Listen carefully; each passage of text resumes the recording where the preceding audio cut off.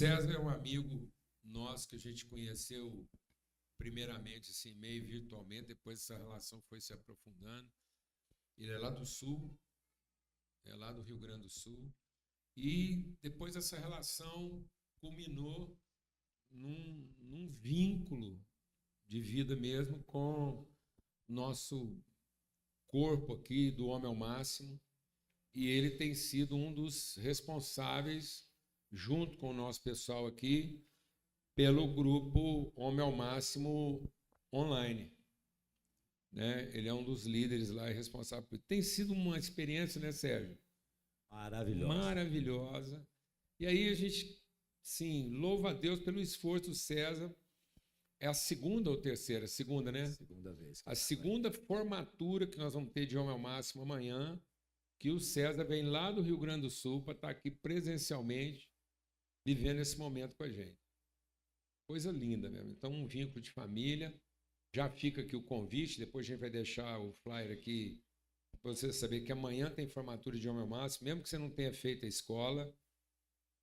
Mas se você quiser vir para beber dessas águas, ser inspirado por esse perfume, venha, participe conosco aqui. Quem já estava organizado, come um pouquinho menos de pizza, porque vai ter para todo mundo, para a gente poder ter mais convidados.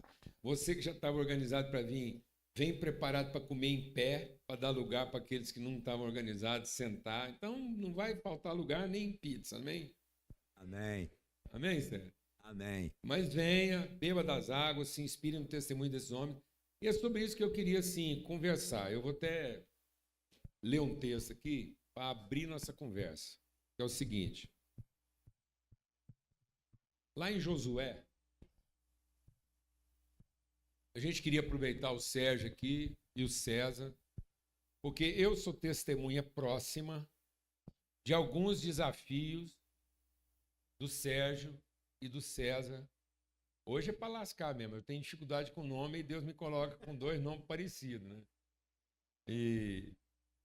Então, mas aqui em Josué diz assim, ó, capítulo 24, verso 15. Se, porém, antes, 14. Agora temam o Senhor e sirvam-no com integridade e fidelidade. Joguem fora os deuses que os seus antepassados adotaram, além do Eufrates e no Egito, e sirvam ao Senhor. Se, porém, não agrada a vocês servir ao Senhor, decidam hoje. Decidam. Quem vocês vão servir? Se aos deuses dos amorreus, onde vocês vão viver, se aos deuses dos seus antepassados, eu e minha casa, porém, serviremos ao Senhor. Então, eu creio que nós temos esse grande dilema hoje familiar, esse conflito. O que vai orientar nossa vida? Nosso passado parental, nós vamos continuar respeitando a nossa herança religiosa pregressa. A gente vai se adequar às idolatrias, porque muitos homens e mulheres têm feito hoje, numa intenção de boa vizinhança, acaba aceitando as idolatrias locais e compactuando com elas, ou com medo de confrontar ou de representar uma dificuldade para aquilo que são as heranças históricas, familiares, quaisquer que sejam elas, religiosas, romanas, evangélicas, quaisquer que sejam elas. A coisa não pode ser continuada apenas por uma culpa de tradição. Só porque isso é uma tradição. E nem tampouco por uma contextualização social. O que Josué está dizendo é... E aí, como eu sou testemunhei as lutas lá, do que foi essa ruptura, todos os aspectos. E, mesmo à distância, a gente tem compartilhado também suas rupturas. Ele vem de uma ruptura religiosa histórica, né, lá da família. Você teve que fazer rupturas evangélicas. Então, e aí, vocês são um excelente testemunho hoje relacional, mesmo à distância, de homens que resolveram assumir a responsabilidade e que estão trazendo direção para sua casa. A pergunta vai ser aqui durante a nossa conversa, quando a palavra de Deus diz, eu e minha casa serviremos ao Senhor, isso quer dizer que nós vamos conseguir, todo mundo lá participa das mesmas atividades? Ou, daqui por diante, eu assumo a responsabilidade de trazer uma direção sadia e lúcida para a família? César, queria iniciar essa conversa ouvindo o que está no seu coração, você ministrar na nossa vida a respeito daquilo que são suas próprias lutas, enfrentamentos. Você fica na liberdade assim, de abrir o que você quiser, mas também de trazer uma direção.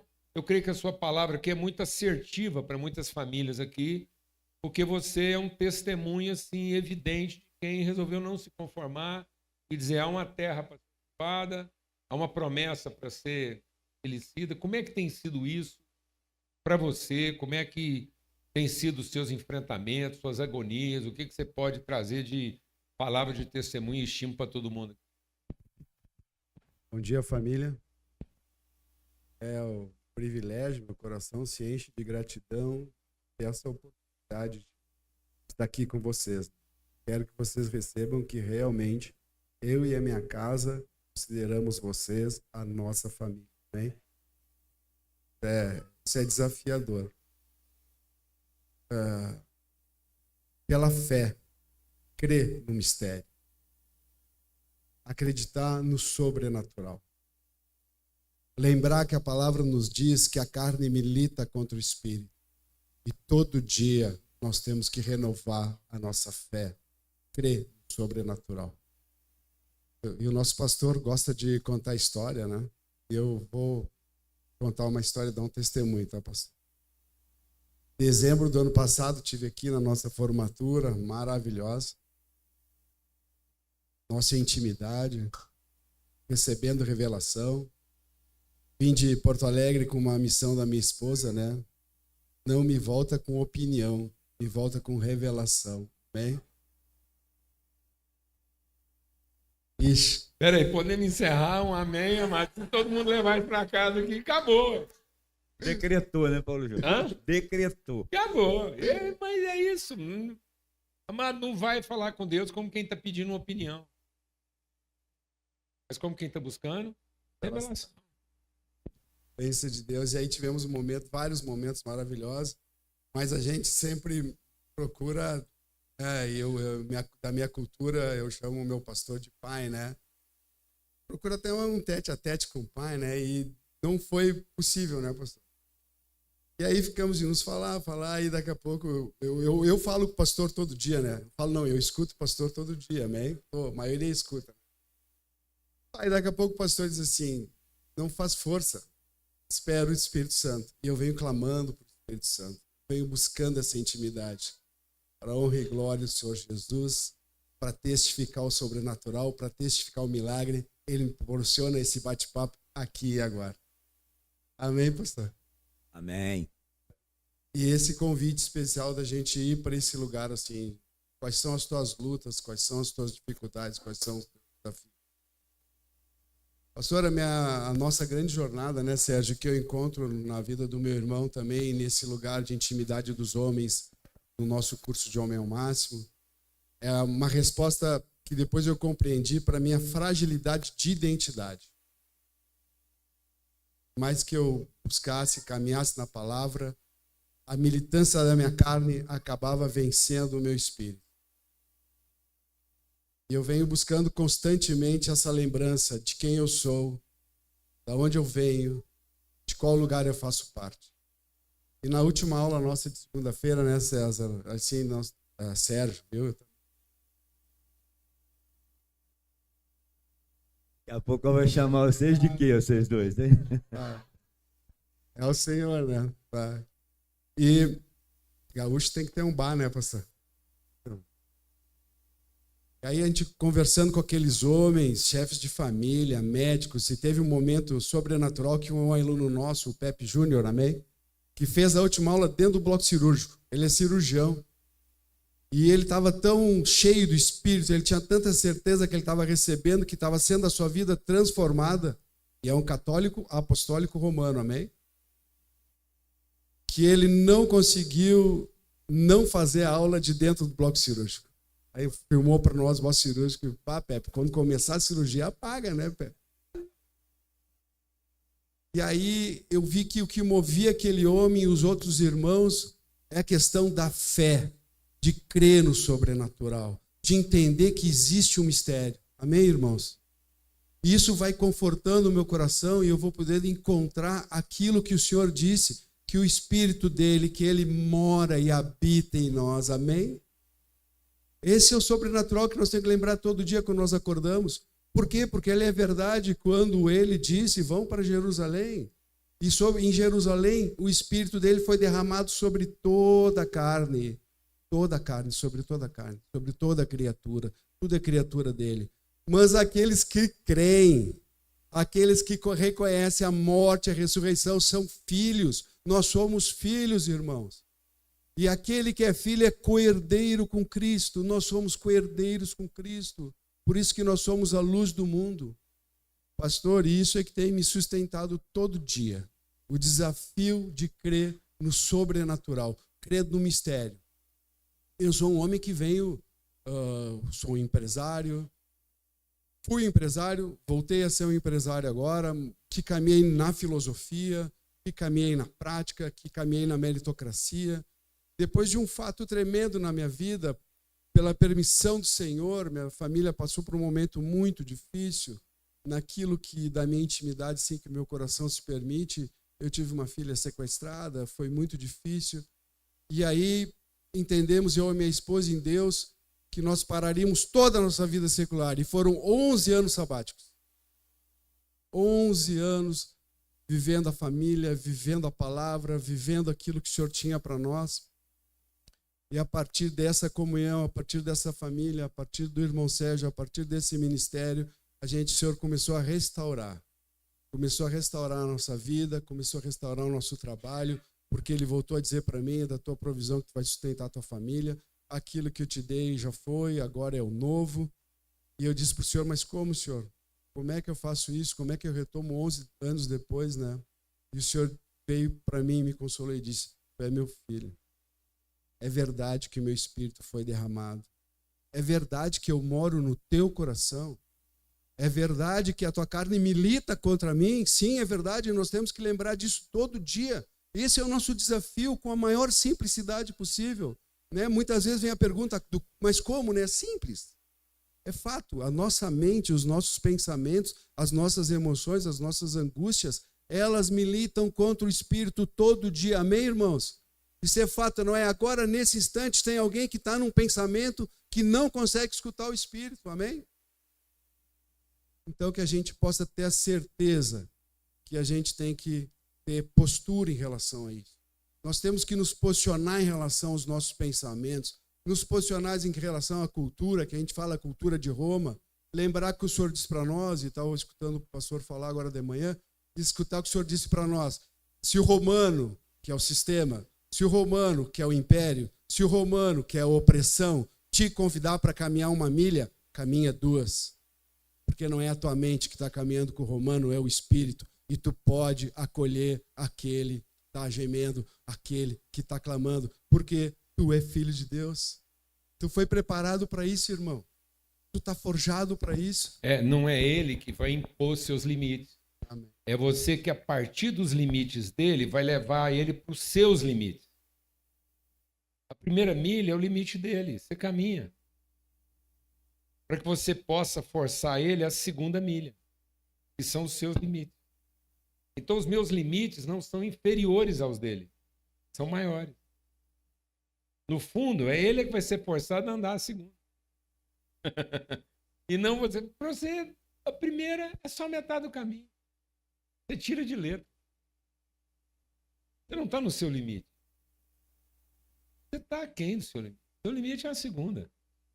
Então, deixe de ficar oprimido no limite dos outros para você ter autoridade de levá-los aos seus limites. Amém. Pastor, e nessa segunda milha, como o pastor falou, a gente entrega o quê? Aquilo que é a luz do mundo, aquilo que é a nossa força, que é o amor, que é o suportar, que é o acolher, que é a comunhão, que é o partilhar. Amém, pastor? Então, é isso, pastor. Assim tem sido a jornada. Amém. Privilégio. Bom dia, igreja. Privilégio participar dessa mesa tão rica de sabedoria com esses dois homens. A gente já caminha junto há algum tempo. Nós estamos nesse Ministério Hombridade, dirigindo aí um dos dirigentes aí do Homem ao Máximo já há quase 10 anos. Esses dias para trás, uma pessoa me perguntou: quantos homens já passaram por esse curso? Eu falei assim: mais de 500. Então, assim, eu louvo a Deus porque a gente não desistiu. A gente caminhou a segunda milha. A gente não parou na primeira. Mesmo quando nós tivemos aí essa surpresa na nossa vida que foi a pandemia, né? Naquela pandemia, a gente estava começando, né, Samuel? Uma turma. A gente tinha até organizado uma viagem lá para o DF, e aí veio a pandemia, e obviamente um curso que a gente encontra aqui todas as segundas-feiras, durante 12 semanas. O que fazer? Suspendemos o curso, primeiro semestre, em 10 anos, 9 anos, né, ano passado, retrasado, que a gente teve que parar com o nosso curso. E aí a gente entendeu o mover de Deus. O Paulo Júnior começou com as lives, e a gente fomos entender que rede social não é só para o mal, não. Se souber usar a rede social para o bem, ela nos ajuda muito. Essas ferramentas tecnológicas aí nos ajudam bastante. E aí a gente, inspirado nas lives do Paulo Júnior, a gente levantou um clamor aí com os nossos líderes para que a gente fizesse o curso de Homem ao Máximo online, né, através da ferramenta do Zoom. Mas como fazer isso? Ué, a gente estava fazendo reunião de negócio, né? Por que a gente não podia fazer o curso? Eu participei de uma reunião um dia, eu não sou muito ligado à tecnologia, aí o cara falou assim: vou te mandar para uma sala. E eu, lá na minha casa, falei assim: mas para qual sala que eu vou, rapaz? O cara tá me mandando. Ué, esse cara tá ficando doido, rapaz, que negócio de sala. Aí eu perguntei, né, na reunião de muita gente, tinha que separar as turmas lá, os assuntos, né? Falei: como é que faz para ir para essa sala? O cara falou: não, é só você clicar aí, eu vou te mandar um link, você clica e vai. Eu cliquei, de repente, assim, num passe de mágica, achei que eu tinha sumido. Eu caí numa sala lá com as pessoas. Eu falei: rapaz, esse negócio dá certo com o meu máximo. Porque nós precisamos de 4, 5 turmas. Não dá para fazer todo mundo numa turma só. Esse negocinho aí deve ser bacana. A gente vai lá, lança, os caras vai tudo para a sala e resolveu. De lá a gente, tudo online, né, tudo virtualmente, a gente falou e a gente começou esse ministério online, né, fantástico. A gente já vinha com ele presencial. E ali a gente viu a importância, né, Paulo Júnior? Porque o grande problema de nós homens é a solidão. A solidão hoje tem sido, assim, um grande desafio para todos nós. Às vezes você está cercado de pessoas, cercado de gente e está só. Jesus Cristo, como sendo o Filho de Deus, o Pai, o Filho e o Espírito Santo, ele nos ensinou que não precisava andar só. Não tinha como andar só. Ele nunca andava só. Tinha lá os tempos de oração dele, os tempos de retiros, mas ele sempre andava junto. E esse ministério nos fez andar junto com homens, né? E naquele momento da pandemia, que a gente não sabia o que fazia, não sabia nem se ia sobreviver aquilo, a gente juntou essas turmas e começamos a trabalhar de uma forma sobrenatural. E o mover de Deus foi trazendo mesmo intimidade, foi trazendo proximidade, e a gente foi tirando esses homens da solidão. Porque nós, homens, a gente tem que mostrar para a nossa família, para a nossa esposa e para os nossos filhos, que além de ser sacerdote do nosso lar e líder da nossa casa, nós somos infalíveis. Nós somos os super-homens. A gente não pode mostrar fraqueza. A gente não pode mostrar problema.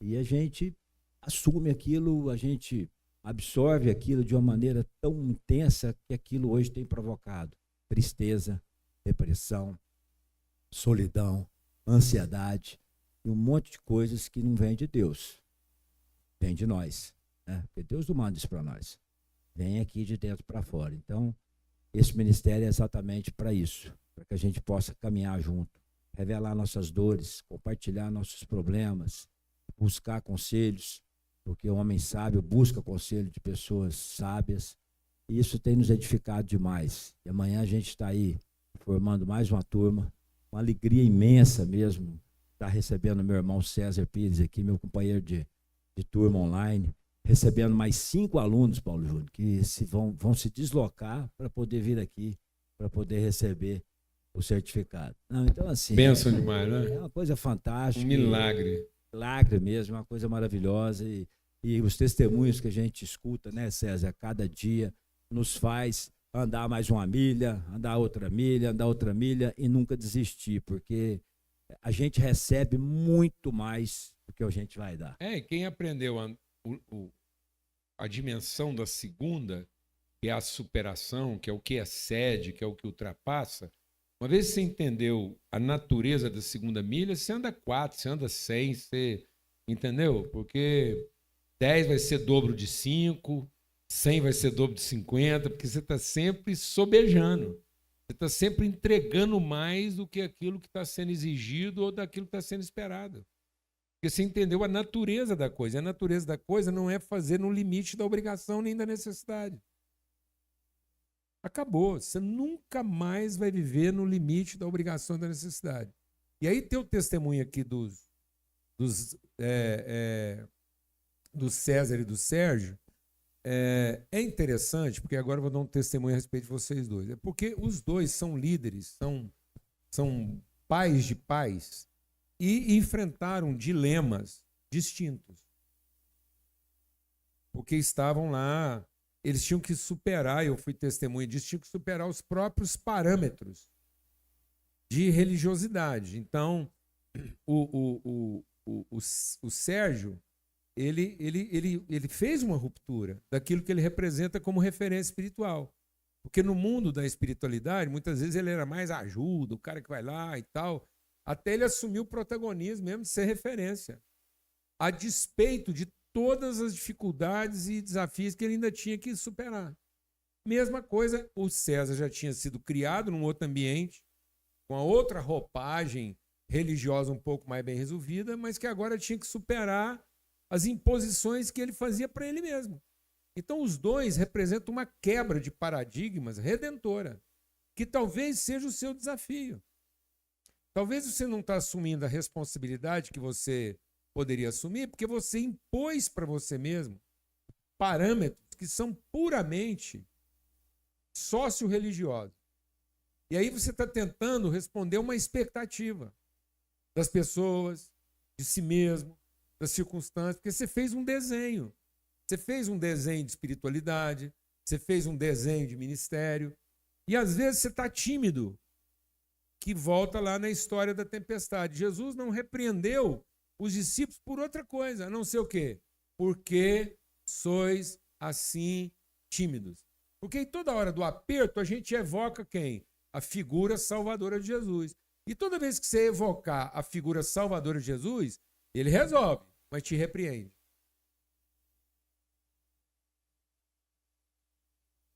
Ele não te adula. Ele passou, foi um sabão. Ele repreendeu o mar e falou assim, ó, quem tinha que ter resolvido isso é vocês. Porque Jesus não quer ser a figura salvadora. Ele salvou para ser a figura inspiradora. Ele não quer continuar sendo seu salvador. Ele quer ser a sua inspiração. De quem assume a responsabilidade. A grande virtude do Josué é que ele não é um cara resolutivo. Josué não foi embora deixando todos os problemas resolvidos. Então Josué não tem figura salvadora. Figura salvadora é Moisés. Mas a figura salvadora Moisés não conseguiu entrar na terra prometida. Buscar salvação não fará você herdar a promessa. Porque você vai estar sempre atuando em favor de quem? De si mesmo. Quem busca a solução não assume responsabilidade. Vou repetir. Quem está em busca de solução não está se recusando a assumir a responsabilidade daquilo que aparentemente não tem solução. Então, Moisés apresentou uma solução, mas que não foi redentiva. Agora o Josué, deixou um punhado de problema para ser enfrentado, mas montou uma condição. Qual era a condição? Um conselho de homens. Um conselho de pessoas. Conselho. Viver em conselho. Andar em conselho. Compartilhar. Não é pedir ajuda. É encontrar direção. Quem pede ajuda, pede palpite. Quem busca orientação, anda em conselho. Eu não quero conselho na minha vida. Eu quero ser conselho na minha vida. Eu não quero que ninguém vai... Se tem uma coisa que me irrita, é palpite. Por isso eu não dou palpite. Porque palpite é coisa de quem está sempre de fora, rapaz. Não, quer para lascar é alguém vir falar de um problema grave que você está enfrentando, vocês. Acho bom, tua casa, vocês. Não, nem começa. Nem começa, é um capeta. Nem começa. Tem nada mais irritante do que alguém vir falar para você do tamanho que tá a bronca, como se fosse um mero quê? Observador. Sem chance. Passa para dentro, e agora não é palpite. É conselho. É direção. E aí esses homens passaram para dentro. Passaram para dentro de vida das pessoas. O Sérgio passou a ser parte da vida de muita gente que ele nem... Esse povo passou para dentro da casa do Sérgio. O Sérgio hoje é pastor de uma quantidade de pessoas que ele nem... Pai no sentido... É um negócio. Você... Essa manga... Padre.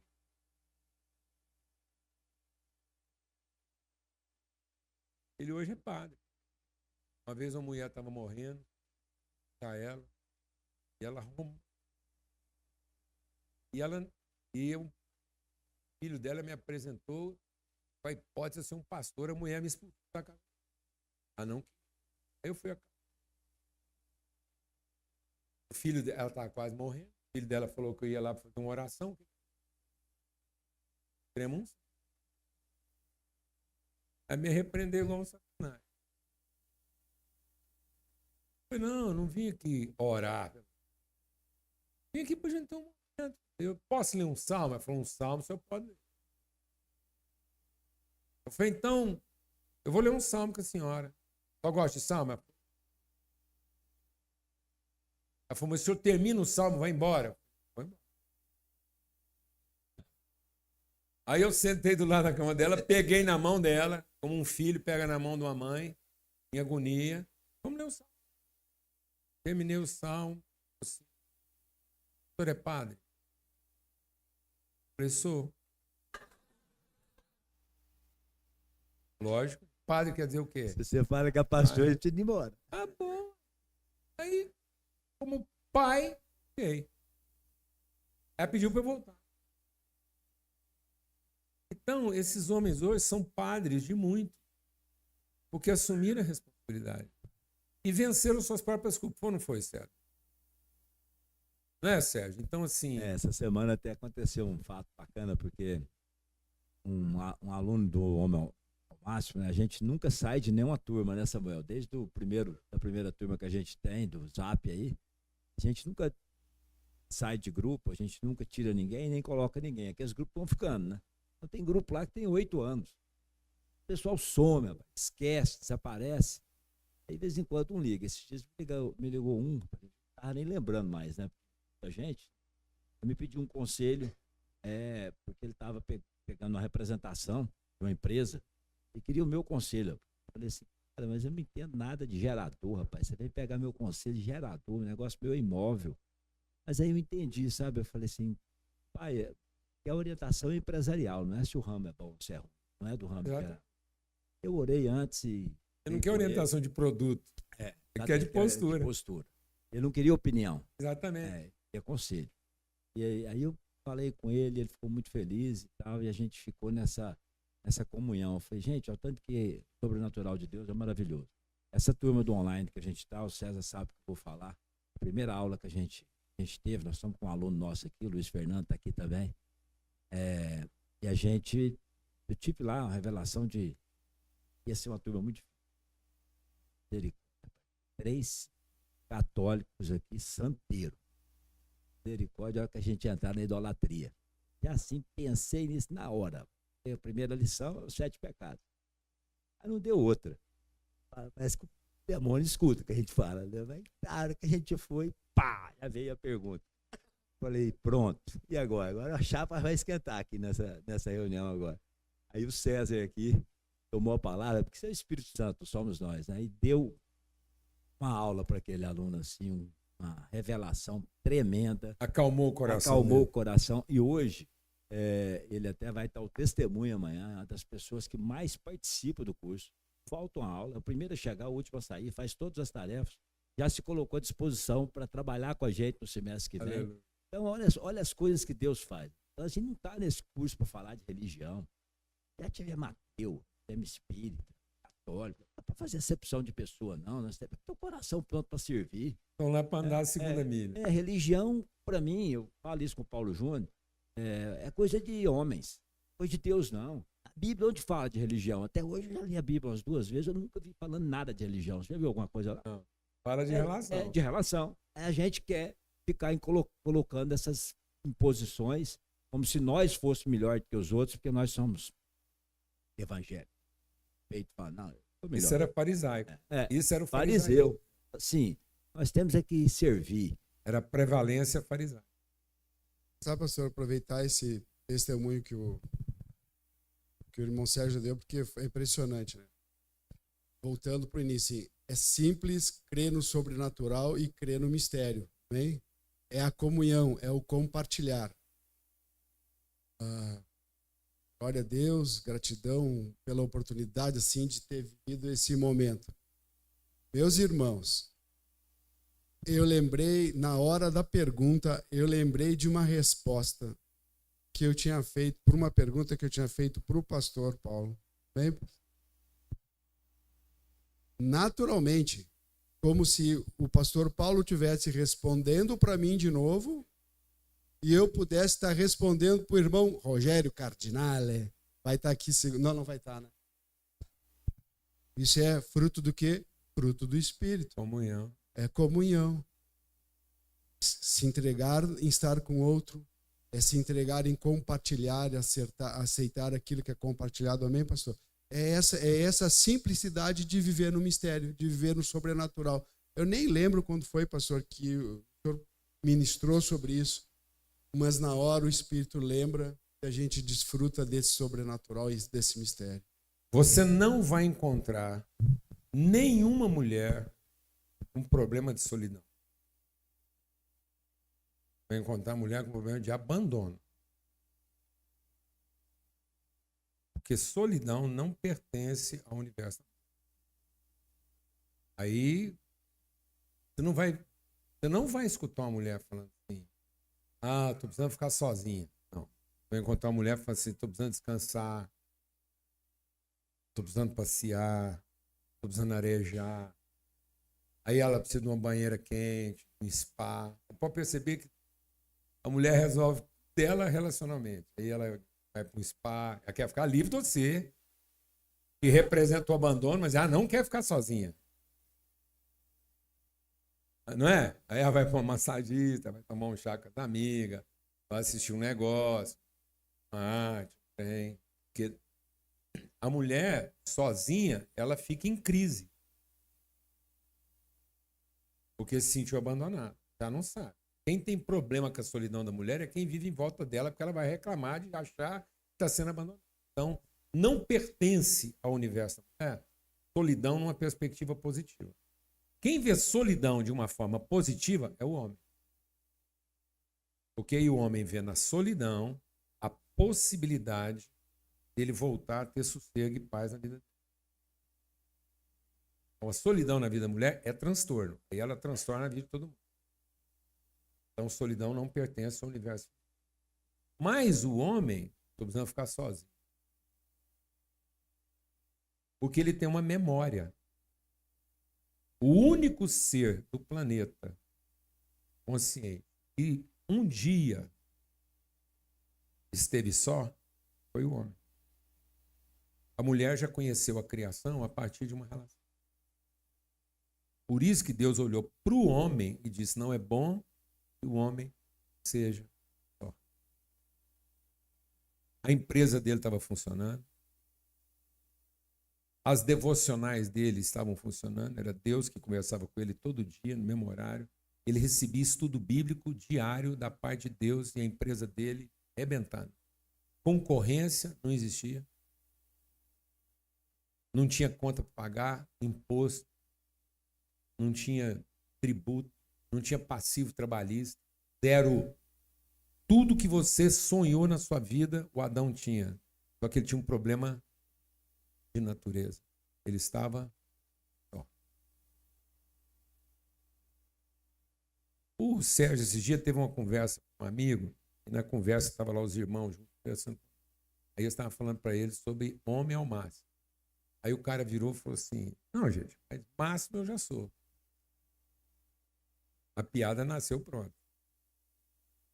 E os amigos dele tudo pensaram junto. Só está faltando você ser homem. Então, às vezes o cara está tentando ser máximo.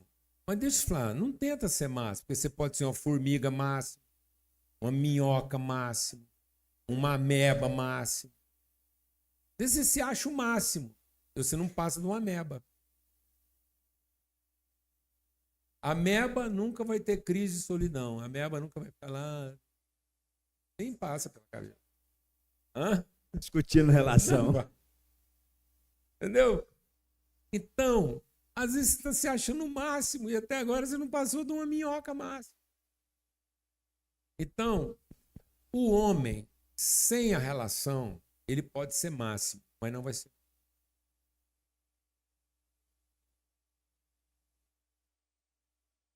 Amém? Amém. O que as nossas esposas, os nossos filhos querem de nós, homens, nós sejamos homens. Homem. Homens. E aí, não tem jeito. Não existe para o homem. Agora estou falando para os homens.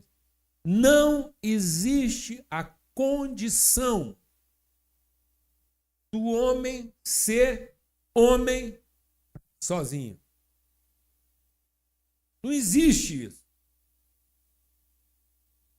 Não existe essa possibilidade. Ainda que você seja máximo. O Adão era máximo, mas ainda estava só. Você entendeu isso? Então, o seu problema não é ser máximo. O seu maior desafio é não ser só. Porque não tem como ser homem só.